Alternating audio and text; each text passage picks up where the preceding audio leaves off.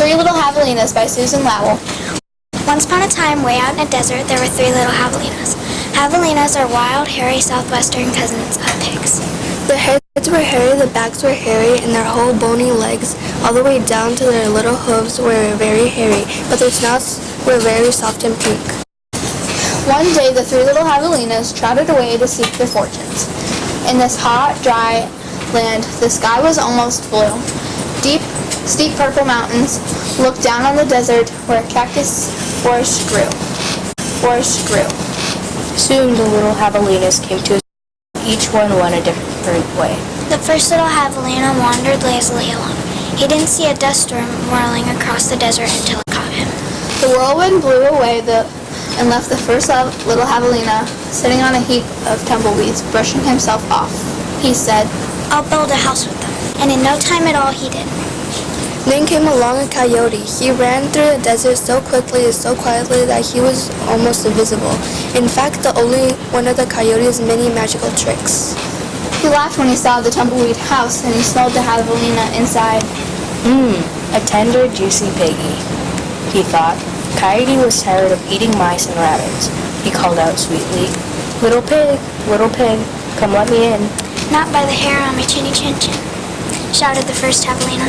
"Then I'll puff, and I'll huff, and I'll blow your house in," said the coyote, and he huffed, and he puffed, and he blew the little tumbleweed house away. But in all the hullabaloo, the first little javelina escaped and went looking for his brother and sister. Coyote, who was very sneaky, tiptoed along behind.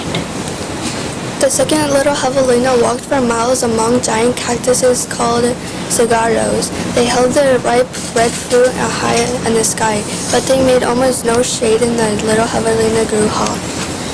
Then he came along a Native American woman who was gathering sticks from inside a dried up cactus ribs to knock down the sweet cactus fruit. The second little javelina said, "Please, may I have some sticks to build my house?" she said, which means yes in the language of desert people. When he was finished building his house, he lay down in the shade with his brother arrived. Then his brother arrived, panting from the heat, and the second little javelina moved over and made a place for him. Pretty soon, Coyote found the Suruguru rib house.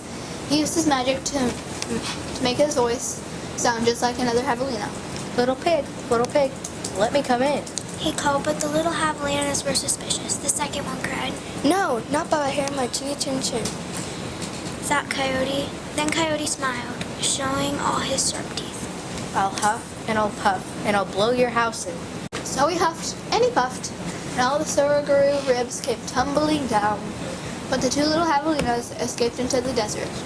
Still not discouraged, Coyote followed. Sometimes his magic did fail, but then he usually came up with another trick.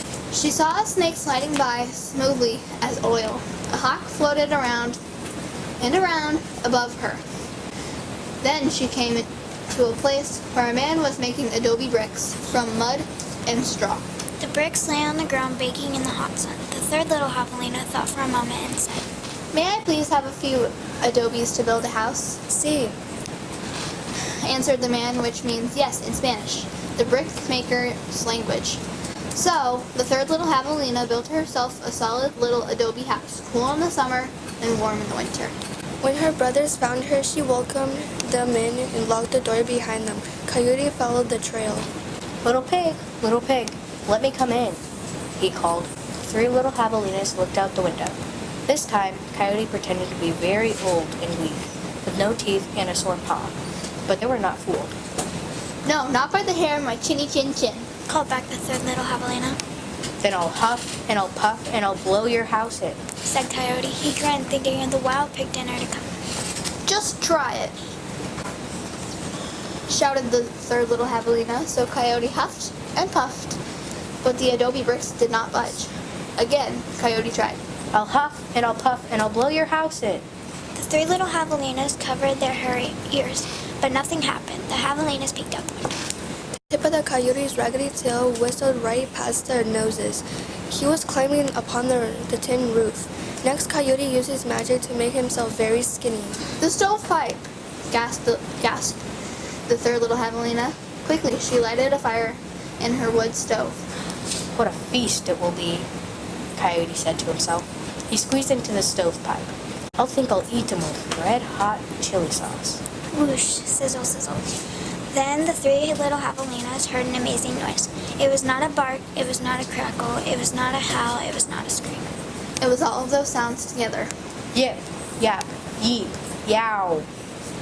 Away ran a puff of smoke shaped like a coyote. The three little javelinas lived happily ever after in an adobe house. And if you ever hear a coyote's voice, Way out in the desert at night, Well, you know what he's remembering.